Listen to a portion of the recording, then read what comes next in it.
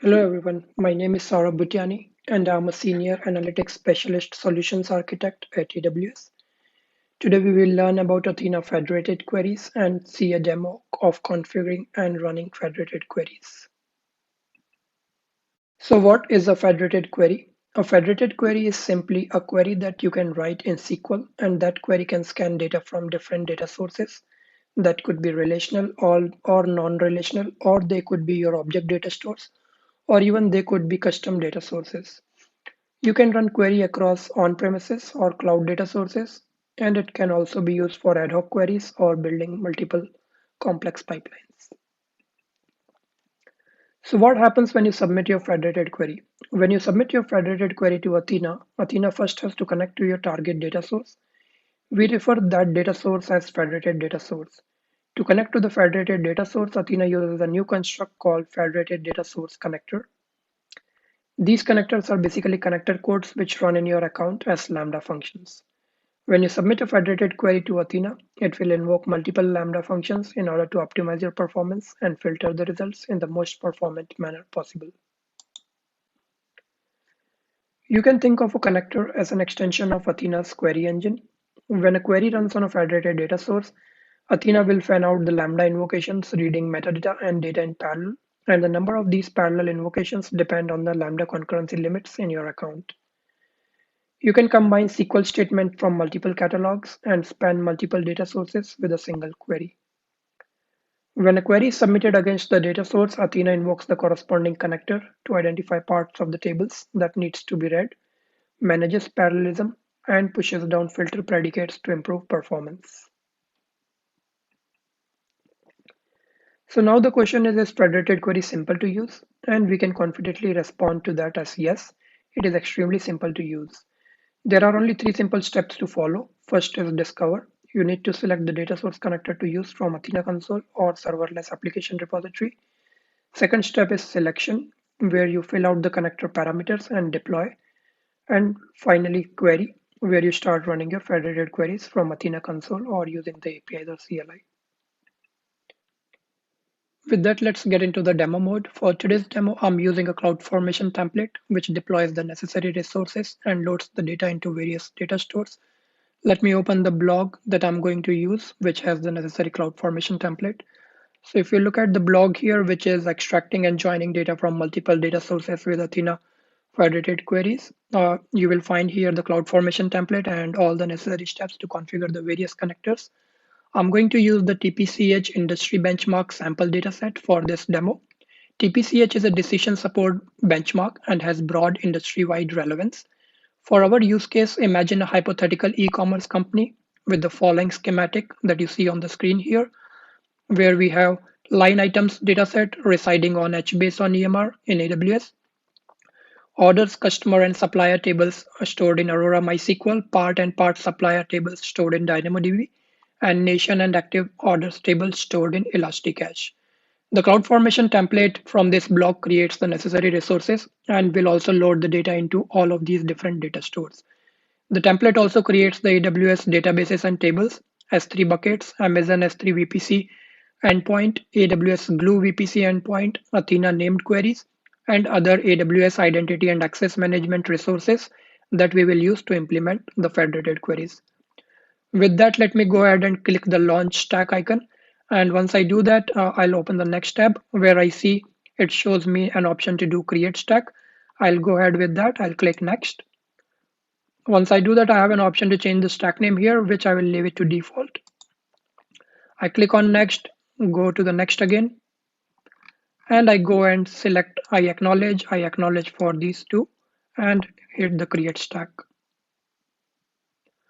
Once you do that, it will take approximately 10 to 15 minutes for this stack to get created with all the resources, and the data would be loaded into all of the data sources that we talked about. Once we have that, then we will proceed on to the next steps, which is going and configuring the different connectors. And the steps are already listed in the blog. We will just follow the steps out here. The first one that we will go and configure is the Athena JDBC connector for Aurora MySQL. So now the CloudFormation stack has been deployed, and you can see that the status is successful here, which shows create complete. Let me click on the outputs tab, and you can see that all the details will be available for us to use for our Athena Federated connectors configuration. As a first step for doing the Athena Federated connectors, we will go to serverless application repository. I will do that here. And I will open this in the new tab because I want to use the CloudFormation output for my Athena Federated connectors configuration. So I'll go here, I'll click on available applications. And under here, I will go and do a search for Athena Federation. And then I need to do a checkbox on this, which will allow me to look at all the connectors for Athena Federation. And once I do this, I can see that there are a lot of connectors listed out here. But the ones which are published from AWS are going to have a badge which says AWS verified author. And we have more than 10 different Athena Federated connectors already available in the marketplace right now in the serverless application repository. So for the first connector that I'm going to do is the Athena JDBC connection. So let me go on to the next page. And I see the Athena JDBC connector is available here. I'll click on that. And once I do that, it will open a Lambda management console. As we already saw, Athena Federated connectors are nothing but Lambda codes running behind the scenes. Once I'm on this, it already shows the CloudFormation template that it will launch. If I click on template, it will open up all the parameters that this CloudFormation or Lambda template is going to use. And then I have a README file on the left-hand side, which shows details about the connector, what all configuration and what all parameters I can use when configuring this particular connector. Again, Athena Federated queries are in GA for Athena Engine version 2. I can show you how to upgrade to Athena Engine version 2 when I go to the Athena console. But for this demo, we will use the same Athena Engine version 1, and we will use the same workgroup Amazon Athena preview functionality, which was created by the CloudFormation template. With that, I will go into some of the next steps.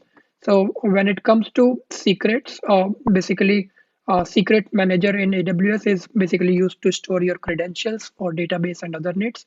In our case, we don't have a requirement here, but since it's a required field, I will just enter JDBC-star. And for the spill bucket, I will go to my CloudFormation outputs. I will take the S3 bucket path from here, and I will put it back into the Lambda configuration. For the default connection string, again, I go to the outputs. I see there is an RDS connection string. I copy that, and I will add that. You can leave the disable spill encryption and Lambda and as the default if you need, or you can change it. For the function name, I will enter MySQL. You can leave Lambda memory and timeouts as default. On the security groups, again, I will go back to the blog and make sure that I'm picking up the right security group. It advises me to use the workshop security group, which is created by the CloudFormation template. And I can grab it from here and take it here.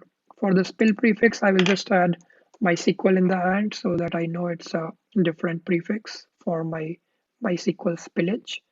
And for the subnets, I will again go back to CloudFormation template, pick up the subnets from output, and then add it out here.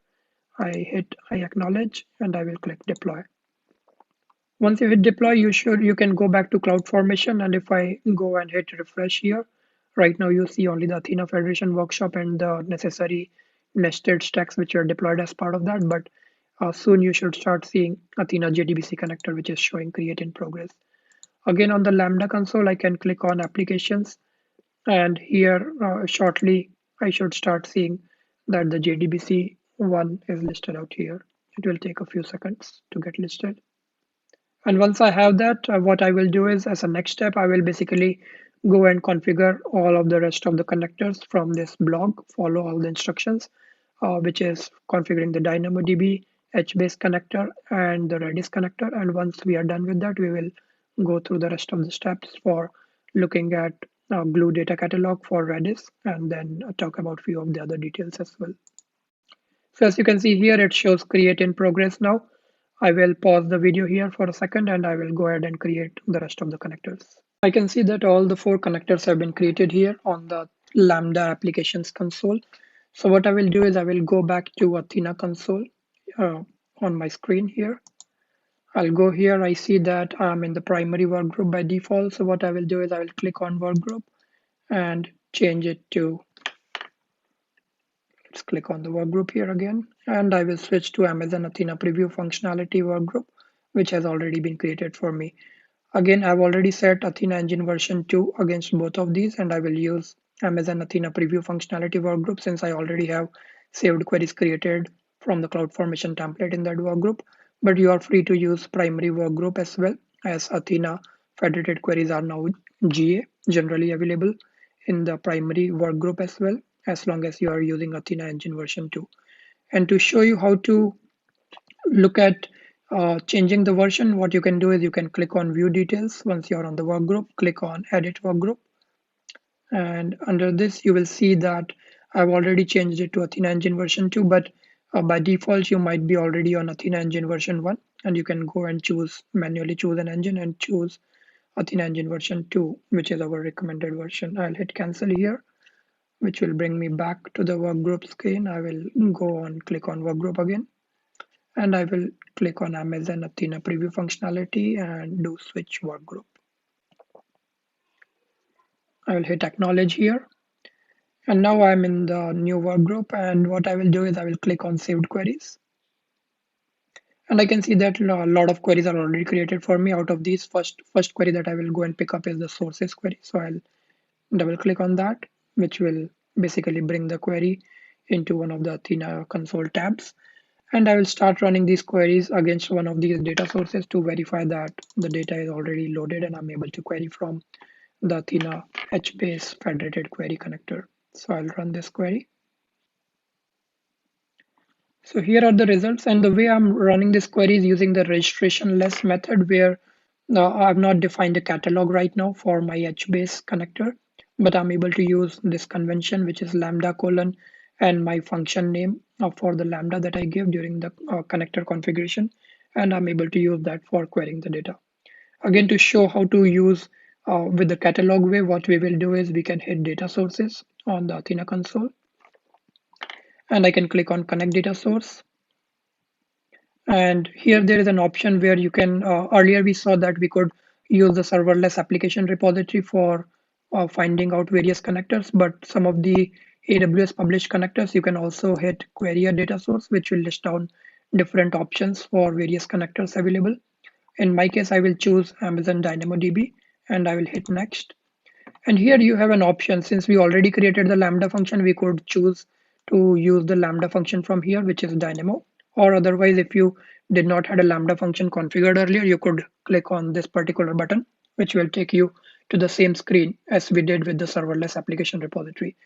So in this case, I will go ahead and give a name of Dynamo underscore catalog as the name of my catalog, and I will hit connect. So it looks like this catalog was already created by me some time back. So what I will do is I will hit cancel, but basically for your purpose, you can go and hit dynamo underscore catalog and you should be able to use that. I will hit cancel. And what I will do is I'll go back to Athena query editor here. And under the data sources, I will go and select dynamo underscore catalog. Once I select that, it should update the database, which is showing the name as default. And I can see all the different tables which are available in the DynamoDB populated out here. Again, to query with the catalog, what I will do is I will issue a select query here. Select star from dynamo underscore catalog dot default, which is my database name, dot part, which is my table name. And I'll add a limit here. So basically catalog name dot database name dot table name is the convention when you are using a catalog way of querying Athena Federation. And I can see the data is quickly populated here. Now, one more thing I wanted to show is that most of these connectors that we provide from AWS side, they can go and infer the schema from the underlying data sources. But Redis is one particular data source where there is no schema associated with the underlying data. So in that case, what we need to do is we need to do some more additional configurations from the perspective of Glue data catalog. So what I'll do is I'll go into AWS Glue. And some of these configurations have already been done by the CloudFormation template that we deployed earlier, but I just wanted to make sure you are able to understand the concepts here. So I see there is a database called Redis already created for me by the CloudFormation. I'll click on that. And the important thing to note here is that there is a location property on this particular database. And if you notice, this is the important property which says redis-db-flag equal to redis-db-flag. And this is the way for the connector to know that the schema will come from this particular database and the glue data catalog. And also the tables are in this particular database for the schema. So with that, I will go into tables in Redis. Once I click that, I see that there are a couple of tables already created for me. And if I hit on one of these tables, nation, again, I can see that there are table properties which were set for me. And these are the important properties to look at, which is Redis DB flag. And this is where I declare my Redis endpoint. And then there is a key prefix that I can define for my Redis. And the value type, which is literal, is what I've defined. But again, you are free to change some of these configuration parameters, and we have detailed documentation around that, and you should be able to work through that. Again, what I will do is I'll go back to my Athena console. So from services, I will go to Athena again, and then I will try to run a complex or advanced query to show the power of federated connectors. And from here, what I will do is I will hit the query called suppliers who kept orders waiting. I will double click on that so it will open in the Athena console. And what this query does is it identifies suppliers whose product was part of a multi-supplier order with current status of F, and they did not ship the required parts on time. This query again uses multiple data sources like Aurora MySQL, HBase on Amazon EMR. And what I'll do is I'll go ahead and run this particular query. And once the data comes from this query, what we will see is that it extracts the data from Aurora MySQL, a supplier table, and the line item table, which is on HBase, and the order tables residing on Aurora MySQL. So as you can see, federated queries can be very useful. And when you have data sitting in different data sources and you want a simplified or unified way to query the data in place, rather than bringing it into S3 buckets, you could directly use Athena federated queries to query these data sources and also combine them using complex joins and being able to look at the results quickly. Now we will go and use Amazon QuickSight for creating visualizations and dashboards with the help of Athena federated queries. Amazon QuickSight is a fast cloud-powered business intelligence service that makes it easy to deliver insights to everyone in your organization. So let me go here and click on services. I will enter QuickSight and open it in a new tab out here. I already have a QuickSight subscription in my account, but in case you don't have it, QuickSight will prompt you with a sign up option, and you can follow through the steps to sign up for QuickSight. I'll go and change my region to US East, North Virginia. Let's click on New Analysis on the QuickSight and then click New Dataset. Here you can see QuickSight shows various connectors to connect to your data source. We will use Athena as our connector to use Athena federated queries. For the Athena workgroup, I will leave it as primary workgroup since I already updated my Athena engine version to Athena engine version 2, which supports Athena federated queries. And then for the data source name, I will enter Athena Federation and I'll hit create data source.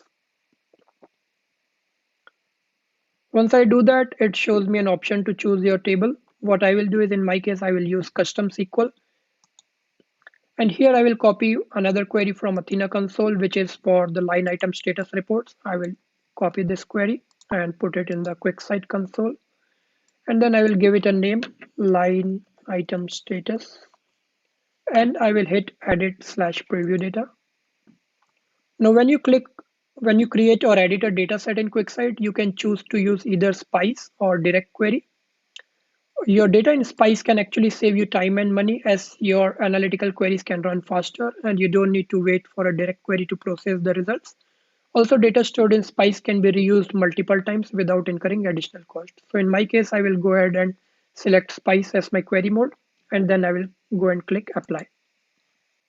As you can see on the left side, the fields are populated using the Athena HBase connector, and you can also see the data shown on the QuickSight console. Make sure that the QuickSight service role has the adequate policies and permissions to be able to use Athena federated queries.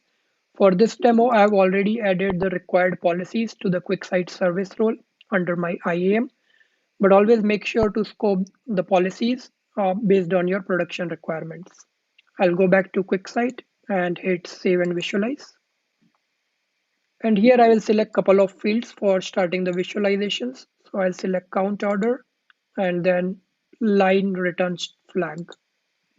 And as you can see, QuickSight automatically chooses a visualization based on the fields that I have tried to select.